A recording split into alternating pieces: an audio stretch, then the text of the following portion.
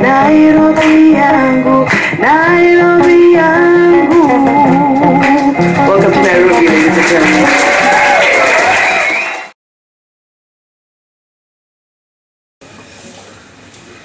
When villages grow into towns, towns into cities, shops into malls, spaces into estates, when avenues turn into highways, superhighways, subways and runways, then things change. Villages become old, frail women deserted by their offsprings, all gone to the cities with big lights who, unlike prodigal sons, only return in coffins. Homesteads empty like the stare of a 9-year-old, eyes stiffened by industrial glue liquid, face barren of emotion. City streets give birth to illegitimate children, street children who at the age of 6 hang around city corners begging for a shilling, but at the age of 16 you beg them not to harm you as they rob from you in these big city streets and big mall corners, subways and highways. Estates and villas, suburbs and urban spaces, metropolitan cities and industrial areas become fathers who sow wild oats to slum ghettos, poverty-stricken valleys. In these valleys, girls quickly mature into women, siren children at the age of 16, maybe even 13, where single families spring quicker than a spring chicken, where lands mushroom into shanties and ghettos with no jobs in mines or offices. When kids can't go to school, only to sit in the sun, counting cars, watching others live their dreams while theirs have been packed away like the textbooks in their bags, then innocence changes. When husbands neglect wives for brewing dens, choosing illicit drinks over tuition fees, when kids go hungry for days and nights, fathers are jobless, mothers are drunkards. When all one can show for years of sacrifice in school is a piece of paper, a college degree, while unqualified minds run governments and offices, minds change.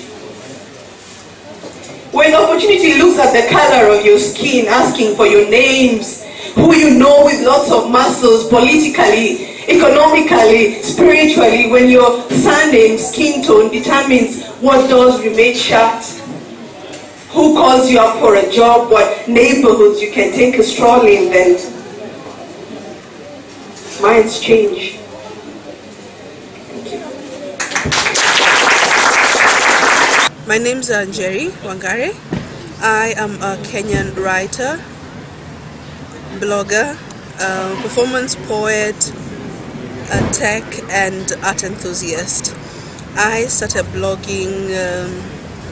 I run an art blog, which I have been, which I started in the year 2005 in October, and I had initially started my blog as a way of publishing my poetry. As I mentioned, I'm a poet, and I had collected quite a number of poems, and I was looking for a way to get published, and that was not forthcoming, and so I got to learn about blogs, and so I started one. And so initially the blog was just about my poetry, but with time I learned that I could also share my interest in the arts. That's both visual and performance arts, and that is what the blog has become now. It is basically a site where someone can get news and information about arts in Kenya. Now, I met Ndesanjo Macha. He is the Global Voices editor for Sub-Saharan Africa. I met him about 3-4 years ago. He got to know about my my poetry, more so a poem that I had done just before the Kenyan 2007 elections, which was called My Voting Dilemma. And as he was doing a post on the Kenyan situation with the upcoming election, he came across my poem, which he found quite interesting, and so he got in touch with me and sought to quote it. And so, yeah, that's how we met. He came to Nairobi, we met, and that's when he talked to me about Global Voices and asked me if I'd be interested in writing for Global Voices, and I was like, no problem. And so I have been contributing on Global Voices, mostly on art matters, but every now and then I get to write on other posts that are unrelated, whether social, political, or otherwise. Excellent. Yes. Okay, to more general matters. What are the main challenges that you see facing Kenya today? Wow. There are quite a number of challenges. The biggest one being political. The political challenges that are there in this country we're at a point where that feeling of, yes, the political structure in this country needs to change, but we don't know which direction it needs to take, because looking at what is the ongoings that are there currently politically in terms of the aspirants that are coming up who are vying for presidential or even other governmental positions, they are quite questionable, because we are seeing sort of like the same old faces that have always been there in Kenyan politics. And so as much as we agree that yes, we need a change, it doesn't feel like we will get that change that we're looking for. And with elections happening in less than a year, then a lot of people like me are becoming a bit disillusioned. That is the most glaring challenge that is facing a lot of us Kenyans. Then the second one is economic, which is somehow related to political, because the standard of living in Kenya has gone quite high. Comparing consumer products, what we are paying for now compared to a few years ago, it has skyrocketed, and we know that it is related to the political situation, and so but it is becoming harder and harder to survive in Kenya, because previously what is equivalent of $1, that's about 100 shillings or so, was enough for someone to be able to buy at least a packet of maize flour, with our staple food being ugali. But that is not possible nowadays. With 100 shillings you can barely buy enough. And so the other challenges that are there are social, in terms of the rate of crime has gone up. The gap between those with and those without has also sort of like become much wider, and it creates a lot of discontent among people living in Kenya. Okay. Yes. Looking forward to the future, when your children are adults, what kind of country do you hope will emerge? When I think about, I have a daughter who's 1 year and 8 months, and with another one on the way, and I get a bit worried, quite concerned actually, concerned about the kind of country that they're going to grow up to, because ideally I would want them to grow up in a country where they have access to the basic amenities, that is being food, clothing, shelter, and education. And despite the Kenyan government being lauded for having free primary education, that has been plagued with a lot of corruption, where yes, despite there being free primary education, it is not what it had been envisioned. Not because the donors are not putting in the money that they had promised, but because a lot of that money is ending up in people's pockets. And so despite us being told that yes, this is some of the things that the government has really done in trying to help its citizens, we really don't see that, because at the end of the day, I would prefer taking my child to a private school as opposed to a public school. because I know that the quality of education is not as good in a public school. Yes. So you hope that your children's children might have a better opportunity in the public schools? Yes, I hope so, because the ideal situation is that the public structures that the government has put in place, they should be able to work. I should not have to pay so much for basic education for my child, yet these are things that the government is able to provide. Same thing applies to health and health facilities. There are public hospitals, but in this Kenya we're living in today, I would not want to go into a public hospital because there are no amenities, and so I will not be assured that yes, I will get the best health care that I deserve. Yet we know that the money is there, and so for my kids, I hope that we can have a government in place that focuses on these social amenities and making them up to standard, because free doesn't mean that it has to be bad. Because at the end of the day, as a taxpayer, we are paying for these things, and for the government to provide them to the public and make them publicly available, then they should also be of standard. Good. Okay, what sort of opportunities may help to create that future you want for your children? What are some of the good things that are around now? I think with every country, the start is always having it right from the political perspective. That determines a lot of things. It determines whether the economic status is going to be better or worse, whether the social status is going to be better or worse. It is all dependent on the kind of government that you have. And as I mentioned earlier, Kenyans are in a unanimous decision that the political environment needs to change. We need to elect better leaders. But then the question comes, are those vying for these political positions good enough?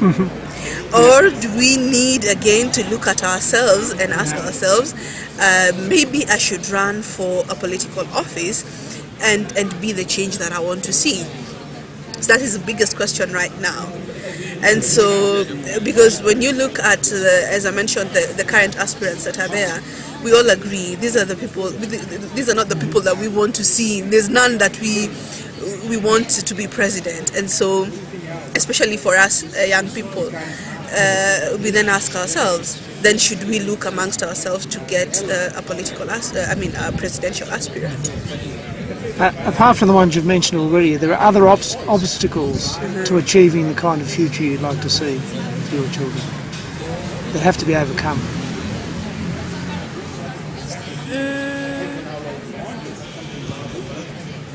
The other obstacles are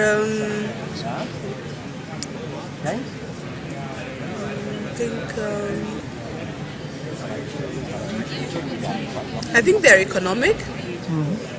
Because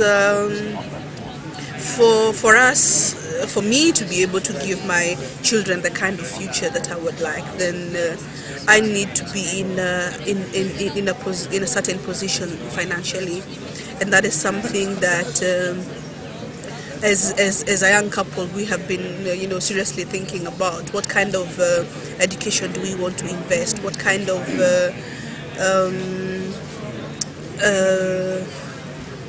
upbringing do we want for our children, both physically growing up and as well as spiritually? Okay. Yes.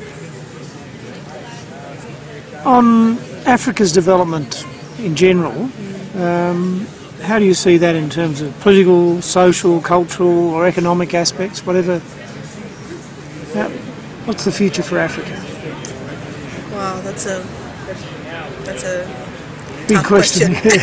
That's a really tough question, because I was just discussing with a friend of mine the other day that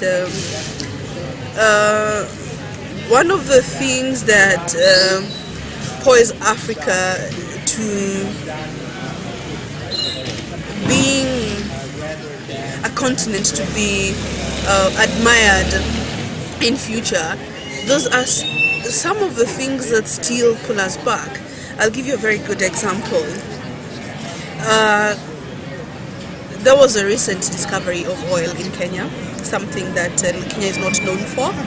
And if I look at it from an optimistic point of view, then it means that as a country we stand a better chance of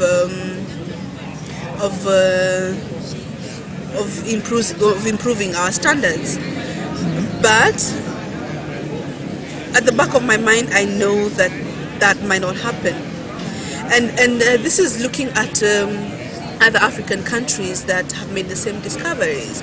Because if we look at a country like Nigeria, the whole reason why there's a lot of conflict and turmoil in Nigeria is because of the oil.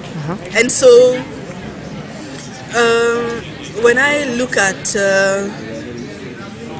the biggest challenge that Africa has is knowing how to deal with its resources. And the biggest problem that we face is we do not have control of our own resources. Okay, good. Yes. What part can citizen media play in bringing about positive change in Kenya and Africa in general?